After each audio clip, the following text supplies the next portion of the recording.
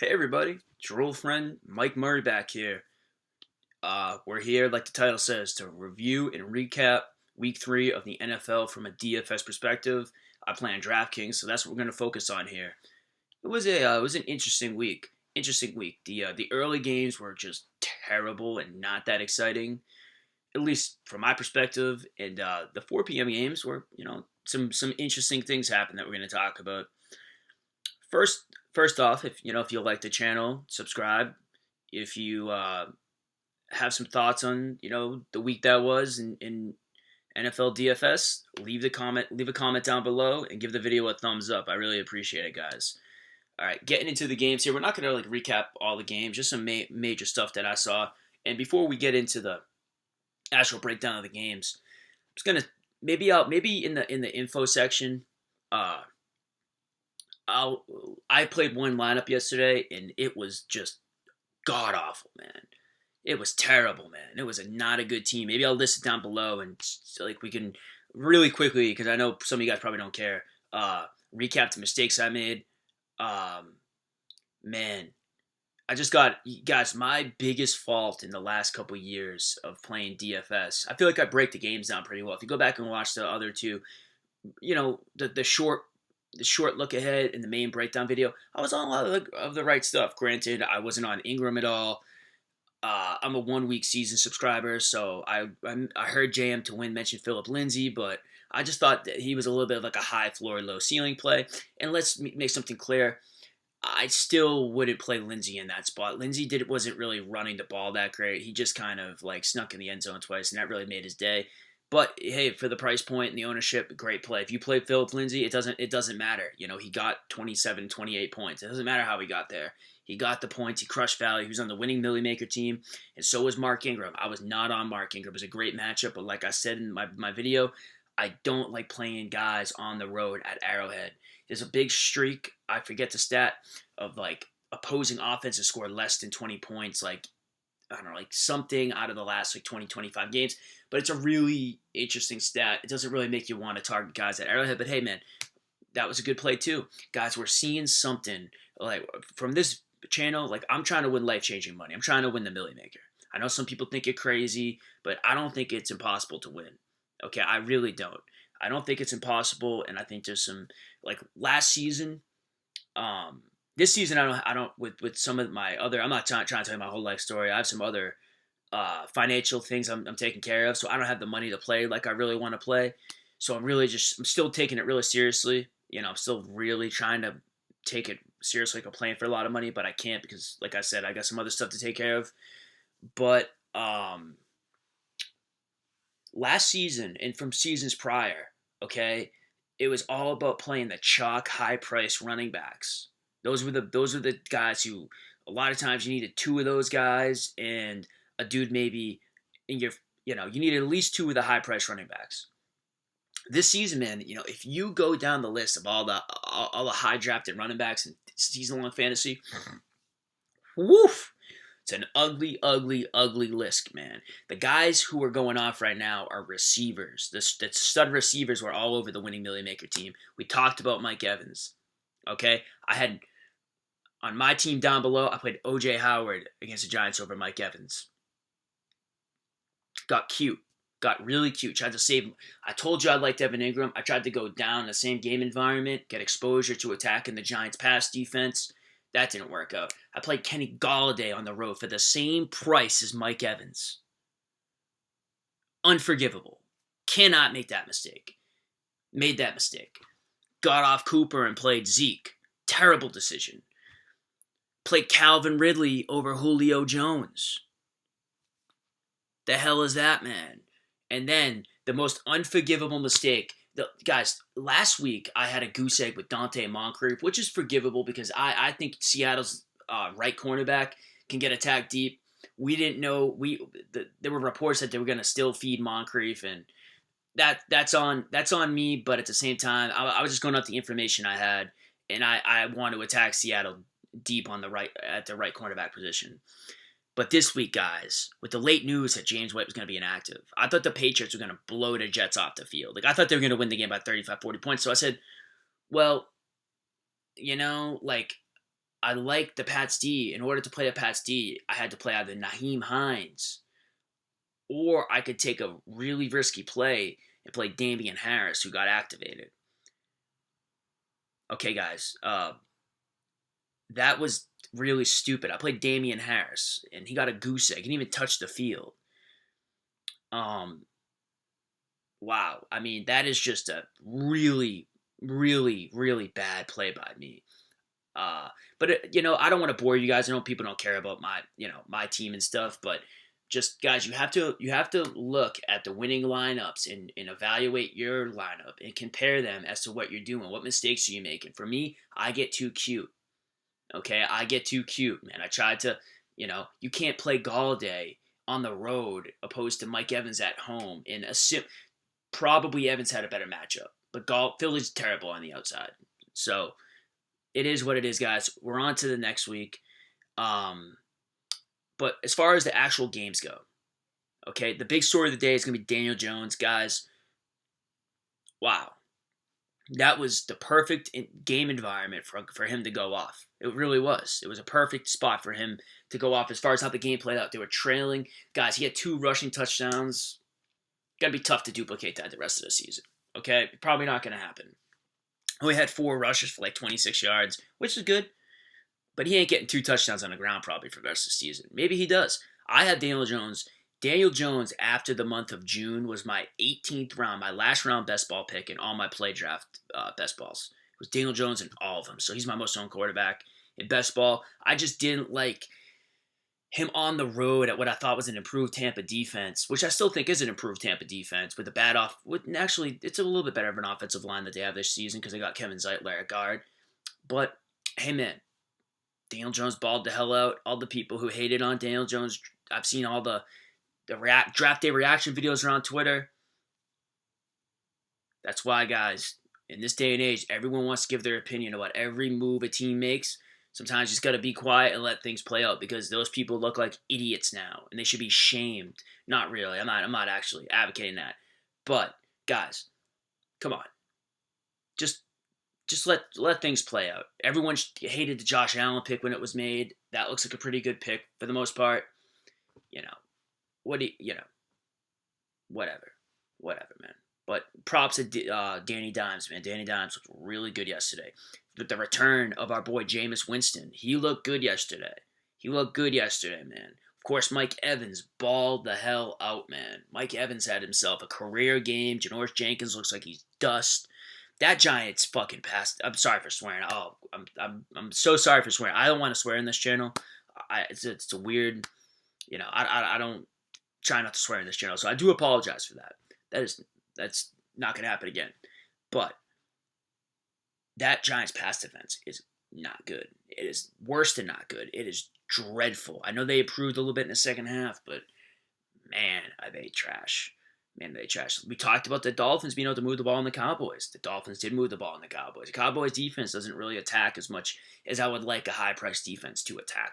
So they're not a team that I'm going to be paying up for at D. They've got a really good personnel defense, but I'm not going to play them in fantasy very much. What else do I want to talk about? Here's a team that I want to talk about. Really sneaky team that's 3-0 that no one's noticing. It's Green Bay Packers. Green Bay, fantasy-wise, that offense, garbage. Absolute. Matt LaFleur hates fantasy football owners. Okay? We talked about Martez Valdes-Scantling. We talked about him matched up on the right corner. He had a nice game. Of course, I didn't play him, but hey, whatever. But this offense for fantasy is just garbage, man. You got a timeshare running back. They're not throwing the ball downfield to Devontae Adams. But for real-life football, they are a team to bet on to win the Super Bowl here, man. I'm telling you, man. They are a dark horse to win the Super Bowl. No one's paying attention to them. They're a team that's going to get better as the season goes on. They got a pretty good defense. Dalvin Cook, going off against them, that was just one run for the most part. Phillip Lindsay just got in the end zone twice. I don't think they're that bad of a rush defense. I wouldn't overreact to that. I think they still can get beat down the field on the perimeters. I do still think I'd have to look into what specific cornerback, but they still can get beat there. But guys, this offense I think is going to start clicking as the season goes on. It's a first-year coach. Still, when Rodgers is attacking downfield when he has to, like when the game is in a neutral game script, he looks really good. It's just the fact that like they're just not asking Rodgers to do a whole lot. Maybe they're preserving him for the end of the season. If so, that the Patriots did that a lot last year with like Gronkowski. They just kind of preserved him when they needed him. You know, so hey, props to them. I think Green Bay. If I had to bet a future on a team to win the Super Bowl, they'd be the future I'd want to bet on. Because I bet you can still get, I don't want to pull it up, but I bet you can still get nice value on them, and people aren't respecting them. And another team in that division, man, to watch out for is the Detroit Lions. Sneaky 2-0-1. They should be 3-0. Okay? Shocker to me. I didn't think the Lions were going to be good this year. I'll take the L on that. Wow. They got a big game against Kansas City this week. If they win this game, man, whoa. Wow. They are a team you got to start paying attention to. They really are. Okay?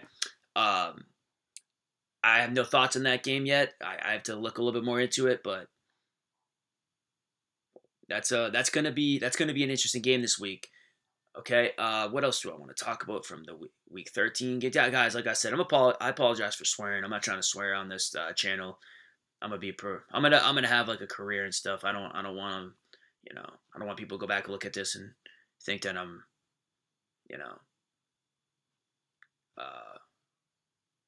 a dope or anything. Well, maybe I am, but in different ways. Oh, I'm sorry for doing the laptop thing again. I gotta stop doing that. It's incredibly annoying to you people watching the videos. Sorry, I would edit that out, but I'm just really lazy and I don't feel like it. So I'm sorry. Okay. Yeah, guys. I mean, going back to my team, I played the running back in the blowout narrative with the big 20 point. There were two 20-point favorites. I played Damien Harris in the blowout narrative. But Tony Pollard did go off, so that narrative did hit. I just played the wrong guy. What are you going to do? What are you going to do? I think, man, Damien Harris is an interesting season-long play right here if you can pick him up because, guys, Sony Michel looks awful.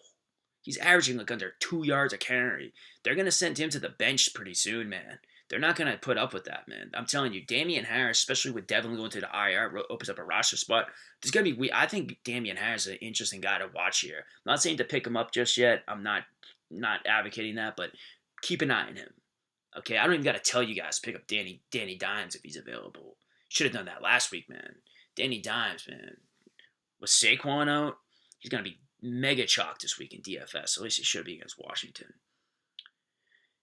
Yeah, we already touched on, guys, like this thing. We're guys. The main point of this channel is we're trying to win like big money. So that's what we're trying to like focus on. Like we're not gonna go game by game and just like talk endlessly about everything that happened. Like the trend this season, man, is the running backs just are garbage, man. The running backs are supposed to be high, like elite, are just not getting it going yet, except for McCaffrey and Cook, and I think Zeke will pick it up. I'm not worried about Zeke. I just think, I think it's I'm not that concerned about Zeke.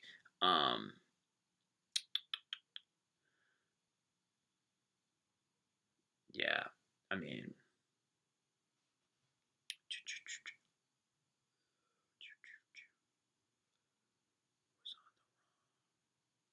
yeah, we already talked about. Yeah, I mean, the other thing to mention is Arizona struggled. I'd be concerned. I actually, man, they look decent the first 2 weeks. Carolina's defense is not imposing. It's just, man, I don't know, man. I think that they should run that offense through David Johnson. I really do. Kyler doesn't look comfortable yet in the NFL. I think he will be. And don't forget, man, they got a just brutal offensive line and defense. But what's their offense for what we're talking about, sake of the argument? They got a brutal line. I mean, he has no time to throw. He's really short. I'm not trying to pick on him, but they need to lean more heavily on David Johnson. I think they will as the season goes on. I don't think Cliff is stupid. I think he realizes that this isn't clicking right now because Carolina's got not a very good secondary. They could have had their way with Carolina if they had, they were executing properly. So, guys, I think for the most part, I mean, Keenan Allen, man, wow. Keenan Allen is a beast, man. 47 DraftKings points. Wow, man. When I was looking at the video, man, I need to pull up. I think I mentioned Keenan Allen here. Maybe I didn't. Maybe I was on Mike Williams there. Sorry about that. But when I was looking at the prices and saw him at 7K, I almost thought it looked too easy. And this is my exact flaw in fantasy: is I get too cute and I overthink obvious plays. Just like I wasn't on Aguilar this week.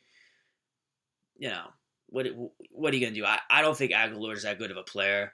I really don't. And what are you gonna do? I like it, guys. My favorite weeks of DraftKings is when there's not obvious, like, super low priced plays. I like it when everyone's fairly priced. Like this week, Daniel Jones at 5,300. That's an awful price, man. Come on, be better, DraftKings. You had time to price him up. He should be over 6K, like, with his rushing upside. We'll talk about that some other time. But anyways, guys, you know, pretty much it. Just to kind of do the brief look ahead to next week. I don't want to talk about the primetime game. That's where we're focused on the main slates here.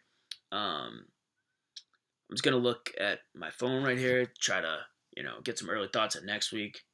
Tennessee at Atlanta, guys. Bounce back spot for Calvin Ridley. Gonna get matched up on Malcolm Butler. Malcolm Butler on the road. Calvin Ridley could dust him. Julio could easily keep it going against Adoree Jackson, who's just average at best. Cleveland at Baltimore. I like the Baltimore side a lot here, man. I really do. It depends what the Cleveland defense looks like, but you could play Hollywood Brown or Mark Ingram. You could even play Lamar Jackson because Cleveland's rush defense is not that good. I don't think it's that good. I'm not afraid to attack Cleveland's rush defense, but their whole secondary was out last night, so we'll have to keep an eye on that. I have no really specific thoughts on that yet. Ingram at 6,600. Getting a little pricey for a guy who only got 16 carries, But they were trailing, to be fair. They were trailing, and, it's definitely something to think about. Okay, guys, I like, from a fantasy perspective, I like the Detroit side of that Kansas City-Detroit game. I really do. I like Kenny Galladay. Kerryon Johnson looked not good yesterday. I mean, if you believe in Kerryon, this could be a spot, man. He got career high snap share, career high rush attempts. Could be a Kerryon Johnson spot. But I think a lot of people are going to attack the Kansas City rush defense here because what Ingram just did, I like Galladay. Galladay had a really bad game last week. And notice I'm giving you guys that I just played, so of course they're going to go off this week, because of course. But I like Galladay in this spot. I think this is a Galladay spot. Deep on the perimeter. I like Galladay in this spot. Oh, you can play TJ Hawkinson. Kansas City's traditionally not very good against the tight end. Traditionally. I have to look into that this year, but traditionally they're not very good against the tight end. Here's a game, man. Here's the game that I wrote down that I think could be a shootout. Is Carolina at Houston. Houston's secondary is trash. Carolina's secondary is not very good. This could be a shootout. This could be a high-scoring affair here. From Houston's side, I like Fuller over Hopkins here, man. I really do. I think Fuller's going to get matched up on not James Bradbury. Deontay Johnson, who wasn't very good last year.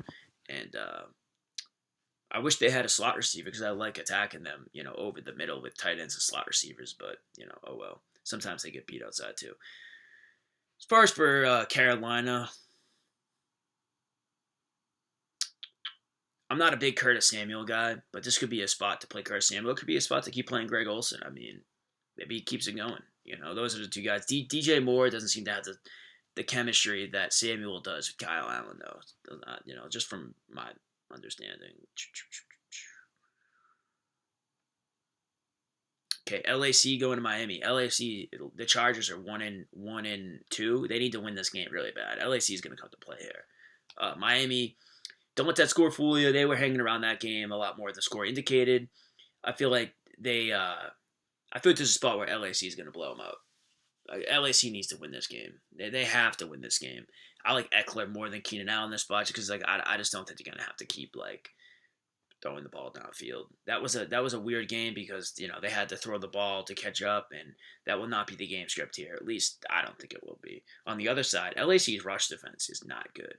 Okay, you could play Kenyon Drake here, getting a little cute, That's a cute play, but their rush defense is not good on the road too. Here's the the Giants hosting the Redskins. Daniel Jones gonna be chalk. Saquon out, low priced, cake matchup. Washington's on a short week at home. Daniel Jones gonna be chalked this week, or at least he should be. Tampa Bay at the Rams. Interesting game. I don't really have any specific takes yet from a DFS perspective on this game. I kind of like Brandon Cooks. It's kind of the guy I'm like looking at here. Yeah, or you could play Cooper Kupp. You could play Cooper Kupp here. Could play Cooper Kupp. Those are the two guys I circle. I'll probably identify down to one as the week goes on. Minnesota, Chicago. I'm playing Dalvin Cook, man. I'm playing Dalvin Cook. I'm riding that train until the wheels fall off. Dalvin Cook is a beast. He might, if he has a big game here, he might threaten.